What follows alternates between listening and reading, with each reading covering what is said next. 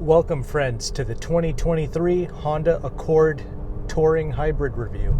This is the all-new 11th generation Accord, and I will give you a brief introduction on this car. We'll talk about the exterior, the drive, the interior features, and then we can conclude, and I will perhaps share with you some tips and tricks on how you can potentially save some money when you are going to purchase this car. All right, with the new Accord, you have the base model LX and EX will come with the 1.5 liter turbocharged 4-cylinder with 192 horsepower. The Sport model and up will come with this 2-liter 4-cylinder hybrid combination with 2 electric motors producing 204 horsepower, like this vehicle here, which will also get 46 mpg in the city and 41 on the highway, which is truly tremendous. I personally think going with the EXL trim level is the best way to go, and I'll talk more about that throughout this review. Car and Driver tested these hybrid models to do 60 in around 6.6 seconds, and the 1.5 liter turbo models are doing 60 in about 7.3 seconds. Let's move on to the exterior, and personally, I didn't really like the way this car looked in the pictures and in the videos when it first came out, but after seeing it in person and seeing it on the road, I am quite pleased with this design. It looks sleek and mature, and in the rear end, it sort of has like these Audi A7 vibes, which I really appreciate. Granted, I also like the way the previous generation Sport model Accords also looked, but regardless, you can share your thoughts in the comment section below on the looks.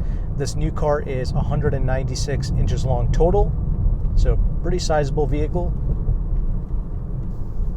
Pretty much the same as a BMW 5 Series, and with the Sport models and with the Touring models like you see here, you are going to get 19-inch wheels, which I'm not a huge fan of. Yes, they look great, but I think if you went with the 17-inch wheels, which is what you get with the EXL model, it can help out the ride quality a little bit better. And with that established, let's go ahead and let's talk about the driving impressions.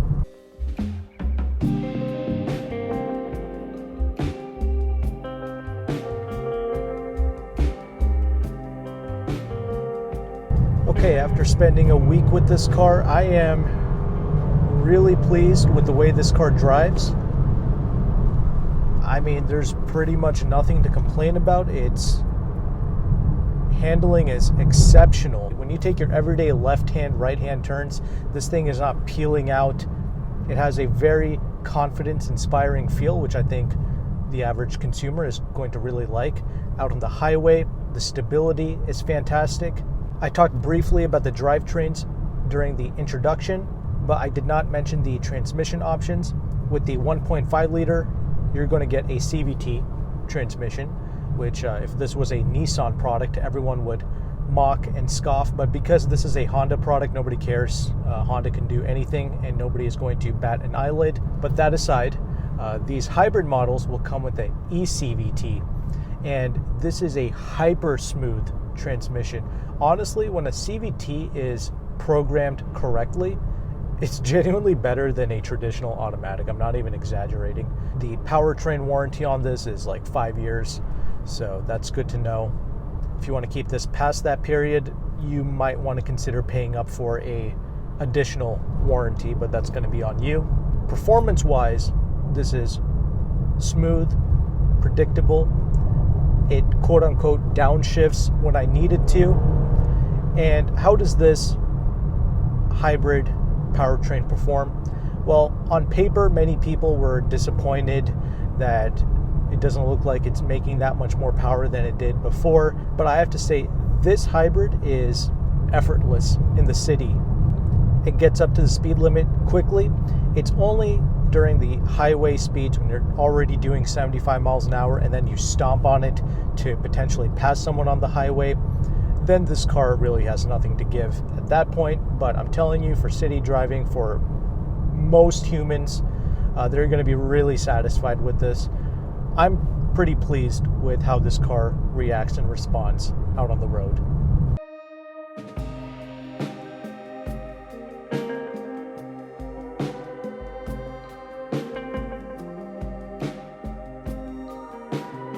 I wanted to make a dedicated segment for the fuel economy and the fuel type with this new Honda Accord. First, let's talk about the fuel type, because I know there is going to be some confusion regarding this. You're going to hear some reviewers say that premium fuel is going to be required. Others will say regular fuel is required. So which is the truth? Honestly, I don't know.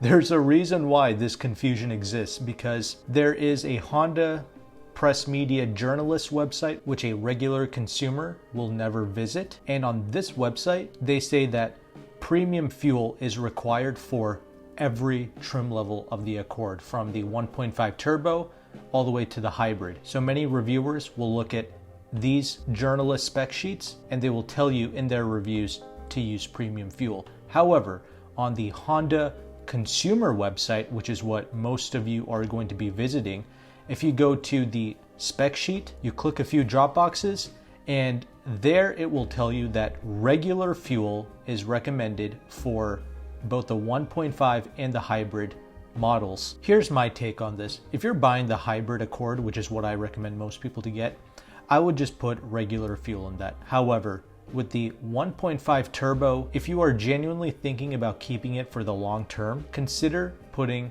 premium fuel in the 1.5 turbo, because that's just the nature of turbo engines. They like the premium fuel better. Now, if you're just leasing, or if you know you're going to be trading it in less than 5 years with the turbo engine, then you can just get away with putting regular fuel in it, I suppose. But I just wanted to clarify this, because I know you're going to be watching different reviewers and they're going to be telling you different things depending on which Honda source they use, the journalist site or the consumer site. I use both, and that's why I was able to clarify this confusion for you. Last thing I want to mention is the fuel economy numbers. The 1.5 turbos, they will get 29 mpg in the city and 37 out on the highway, and 32 combined. This engine is very efficient. I've tested this with the Civic, and you can get almost 40 mpg out on the highway. In fact, you will be beating these EPA numbers with the 1.5 turbo. So it is a very efficient engine. I do like that. But of course, as I mentioned previously, the hybrid is great for the extra power, the effortless thrust around the city, and once again, even better fuel economy. I mentioned that it gets 46 city, 41 highway, 44 combined, but that's for the sport and the touring models that come with the 19-inch wheels. If you go with that EXL model with the 17-inch wheels, you get 51 in the city and 44 on the highway, or 48 combined. That is very impressive. So once again, another reason to go with the EXL, to get not only better ride quality, great features, and you're saving a lot of money compared to the touring, almost $4,000, but now you can also get even better fuel economy when you go with the EXL as opposed to the other hybrids with 19-inch wheels. So hopefully you appreciate this breakdown of the fuel economy and the fuel types. Just to summarize, I would perhaps consider using premium with the 1.5 turbo, and with the hybrids, I would just stick with the regular fuel. On the Honda consumer site, they do suggest putting regular fuel in all of the engines though, and that's the website most people are going to be using when they're shopping. Anyway, back to the review. The brakes are perfect, stops really well. And as I mentioned, you can floor it through a turn and it doesn't squeal or peel out, nothing like that. But most importantly, how's the ride quality? This is where I have a bit of an issue with this car. Larger bumps, this car does a really good job in absorbing that, like railroad tracks, things of that nature. But for whatever reason, the smaller bumps always gets translated into the cabin. All those like little frequencies, you begin to feel all of that through the bottom seat cushions when you're doing slower city driving, or even when you're out on the highway. Doesn't matter, you always get those small frequencies in the cabin, which I think other cars like the Mazda products and even the Hyundai Kia vehicles, right, the K5, the Sonata, they will do a better job in isolating those smaller bumps. Again, it's not like you can't live with this car. It's not a big deal. I just thought I would mention it. And this is exactly why I think going with the EXL with the 17-inch wheels would help. Granted, it's probably not going to help as much as you might think. I really think it's more of a suspension tuning thing. It's designed to be slightly stiffer to give you that better handling dynamic, but whatever. Smaller wheels can only help, right? So that's why I recommend going with the EXL Plus. It's a lot more affordable, about $4,000 cheaper than this fully loaded Touring, which is just under $39,000. I never recommend going with a fully loaded economy car. It just makes no sense. You shouldn't have to pay more for these vehicles than you have to. The purpose of an eco car is to save money, right? But that's the only small thing I noticed. Otherwise, this car is pretty quiet. We have your double pane glass, and even out on the highway, you hardly get any wind noise with it, which I'm really impressed by. So when it comes to driving, I pretty much have no real complaints with this car other than the slight frequencies you get through the bottom of this vehicle, the bottom floor and the bottom seat cushions. Outside of that, I really don't have an issue with it. I'm impressed with the handling. I will just warn you though, if you're coming from old school Honda products, I don't think those individuals will be very pleased with this, because this is rather dull feeling. Okay, there's like no emotion in driving this.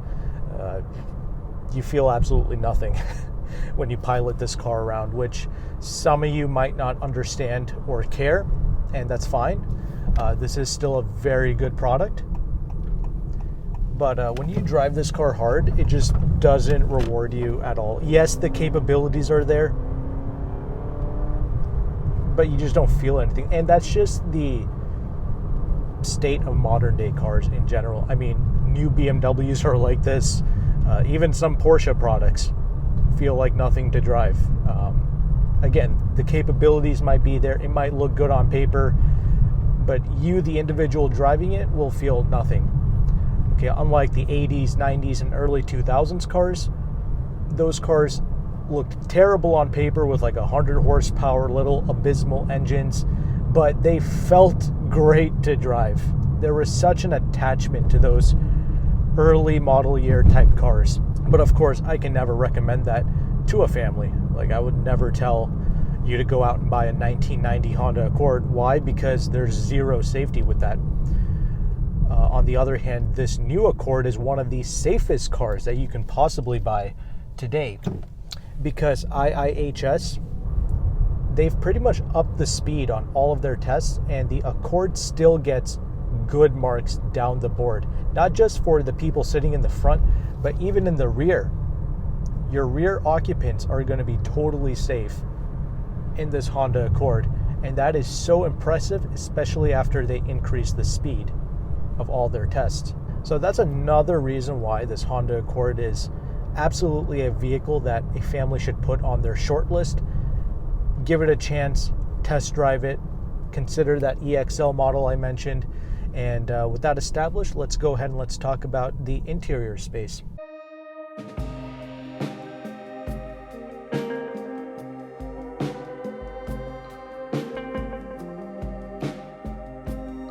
Okay, now that we are stopped, let's go ahead and briefly talk about this interior space, because this is very similar to the new Honda Civic, the new CR-V, and the HR-V.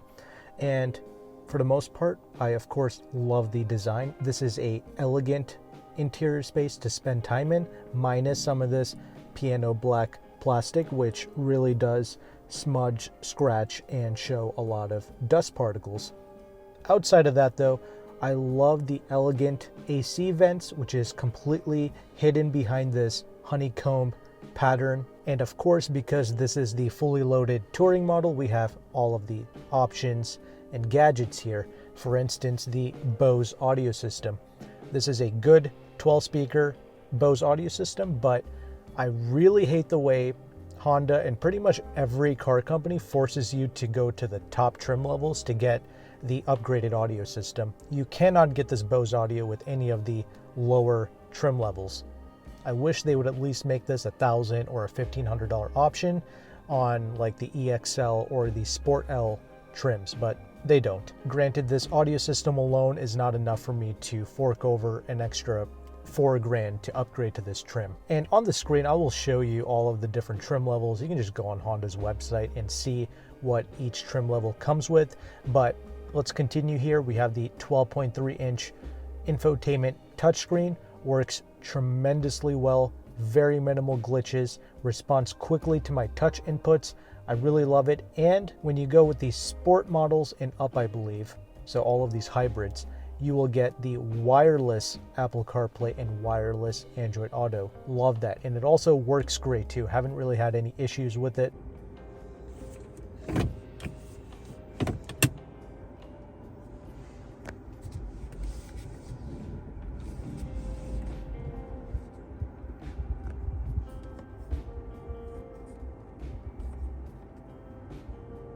This wireless charging pad, I believe, is bespoke to the Touring trim level as well. But I love the way Honda has given you separated climate control buttons and switches. It all feels pretty good, looks good. We have heated and cooled seats here. Granted, the cooled seats aren't cooling anything in this car, so it's a pretty pointless feature to have here. But we also have here a heads-up display, got your digital gauge cluster, and I just like to leave this car in the normal setting, but you can also put it into a sport mode, and that will help this car to react a little bit quicker. So I do enjoy the sport mode here, but for the most part, this is a chill, low blood pressure driving experience, so I just like to leave it in the normal mode. We have here the automatic headlights, automatic windshield wipers. You got auto windows for the front two windows here, so one touch up and down, but not for the rear. Got your two-way memory. And yeah, this car, what I like about Hondas in general is the sheer amount of interior room for both the front and the rear occupants. You can genuinely be like 8 feet tall and fit in the front of this car. That's not a problem. In fact, the only other thing I would mention is the ergonomics. This is sort of a low slung car. Some of you might like that, some of you might not, but it's got a very low center of gravity. It's got that type of feel to it, but plenty of adjustability in the seats here.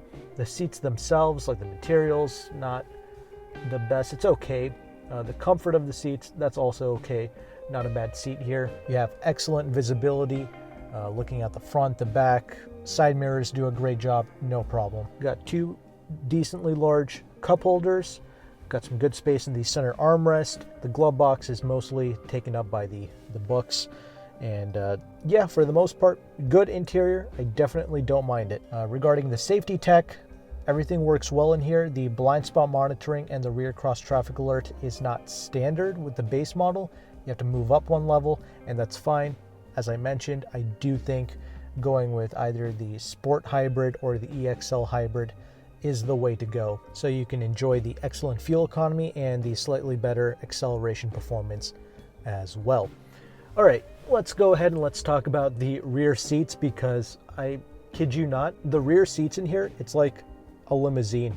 It's equivalent to a Mercedes S-Class. I'm not even exaggerating. And this is one of the main reasons why you might want to step up from a Civic, to get this proper rear seating space. And you also have rear air vents, and with this top trim level, you have heated rear seats as well. The trunk is also massive. I think it's 16.7 cubic feet. You can also fold down the rear seats, so it can definitely swallow up anything and everything that you throw at it.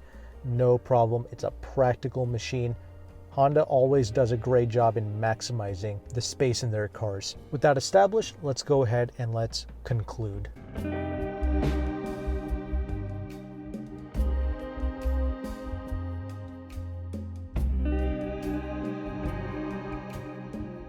All right, concluding thoughts on this brand new Honda Accord. I definitely recommend it. I like it. I enjoyed my time with it. As I mentioned multiple times, getting this hybrid is certainly the way to go. I love how smooth this drivetrain is, and also the 4-cylinder engine in this. It's not making a racket like some of the Toyota products. I forgot to mention that. It's a pretty smooth tone that this 4-cylinder engine has.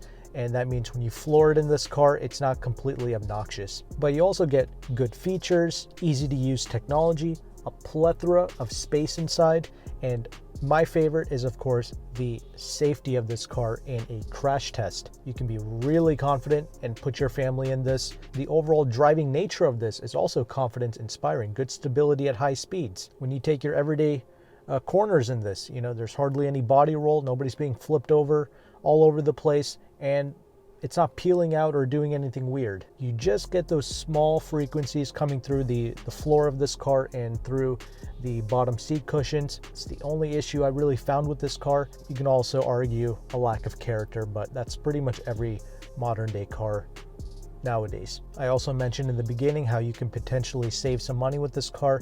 I partnered with AutoCompanion, who is a broker in the Washington, D.C. area. He's offering like $1,500 off of the MSRP of a sport hybrid. But honestly, I think you are better off just hitting up your local dealerships. If they have an Accord hybrid in stock near you that you like, just consider reaching out to the general manager of that dealership that's local to you and email them asking for a $1,500 or a $2,000 discount. You never know. You might get lucky and you could get these things under MSRP. Could be a little difficult, especially with these hybrids. It's probably easier with the 1.5 turbos. You can also look into Honda financing as well. With the 36 and 48 month financing terms, you can definitely get a better interest rate. So I would definitely consider that. And yeah, warranty is pretty good with this car. You also get 2 years of complimentary maintenance, but if you're going to keep this for the long run, like 10 plus years, I would maybe consider extending the warranty if you want to keep it for the long term, just because of the added complexity of this hybrid unit. But other than that, I would also like to hear from you, the audience. If you are a owner of this new Accord, let us know your thoughts in the comment section below. We would like to hear your experiences. But thank you so much for watching this video. If you found edification and value with the content, make sure to like and subscribe. Thanks again for watching. Take care and goodbye.